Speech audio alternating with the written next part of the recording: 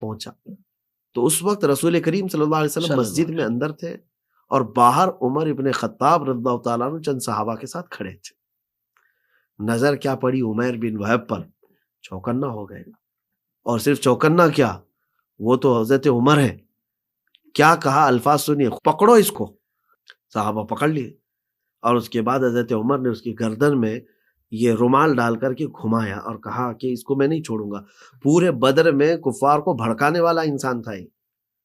تو پھر فیصلہ اپنے ہاتھ میں نہیں لیا، کہا کہ صحابہ سے اس کو پکڑ کے رکھو، پہلے معاملہ میں پوچھ کے آتا ہوں حضور سے. اللہ. اندر آئے، حضور پاک صلی اللہ علیہ وسلم سے عرض کیا کہ شیطان قریش عمیر بن وہب آیا ہے، اس کی نیت اچھی نہیں لگ رہی ہے مجھ کو.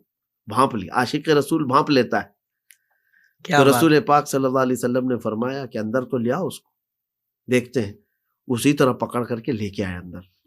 آنے کے بعد حضور پاک صلی اللہ علیہ وسلم نے پوچھا کیا بات ہے عمیر، کیوں آئے؟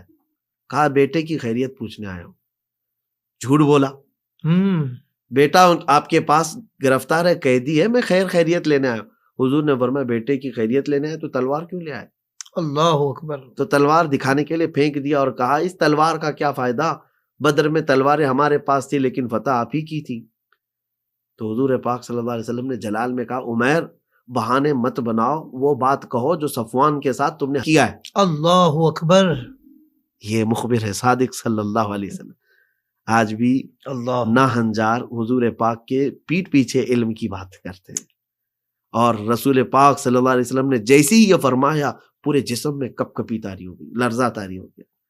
کہا کہ اب کیا کہنا کیا ہے کہ میں وہاں کیا بات کیا، اب تو صرف اتنا کہتا ہوں اشہد ان محمد رسول اللہ، میں گواہی دیتا ہوں کہ محمد صلی اللہ علیہ وسلم اللہ کے رسول.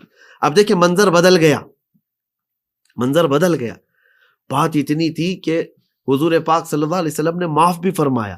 اب وہی عمر ابن خطاب، مجھے جو بات کرنی تھی یہی ہے کہ باہر لے کر کے ہاتھ پکڑ کر کے آتے ہیں، گلے میں ہاتھ ڈال کر کے لے کے آئے باہر.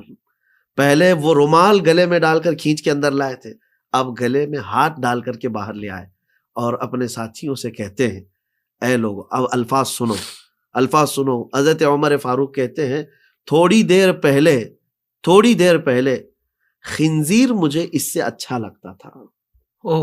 یہ بندہ، میں اس کو خنزیر سے بدتر سمجھتا تھا، لیکن میں نے دیکھا کہ حضور پاک صلی اللہ علیہ وسلم کی بارگاہ میں سر تسلیم خم کر دیا ہے.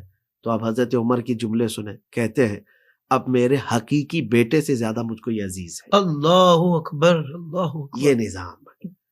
برائیوں سے روکنے کے لیے انہوں نے ناراضگی دکھائی ہے، شدت تو دکھایا ہے، لیکن جب وہ برائی